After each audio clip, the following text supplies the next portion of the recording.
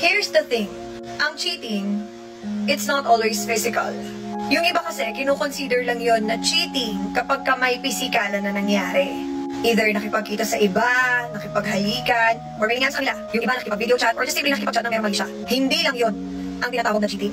Yung simpleng friend request na sinend mo sa taong hindi mo naman kilala, cheating yan. Pag-uso-puso o pag-follow sa mga taong pinagdadasaan mo sa social media, cheating yan. Lalo kung sinipan ng partner mo, tapos tinuloy mo pa rin, cheating na, disrespect pa. Yung convo na binura at tinako mo, cheating yan. Yung pakikipag-engage mo sa taong alam mo nang hindi komportable yung partner mo o sa taong alam mo may gusto sa'yo, cheating yan. Disrespectful yan. Alam mo kung nakakalungkot? Maraming tao na pinapalagpas lang yung mga ganyan kasi mild pa lang naman daw yan. Ginagaslight yung sarili, hindi naman daw nagkita, hindi naman nagkaroon ng physical affair. Kumbaga, mababaw pa lang naman daw yung nagawa. Pero parang nauso na term yung micro-cheating. You know what? Here's what I believe in. Cheating is cheating. Walang mga micro-micro para ganun. The gravity of micro-cheating and physical cheating is just the same. Parehong mabigat, magkasing bigat yan. Parehong damaging. No, sa mga taong nagmamahal sa inyo. Yung mga maliliit na act of cheating na kinoconsider ninyo habang tumatagal, lumalaki yan. At habang natutolerate yan, mas lalong nagkakaroon ng lakas ng loob ng mga yan na gumawa ng mas malalang katarantaduhan sa inyo. Akala nyo ba? The more na pinatawad nyo ng mga yan,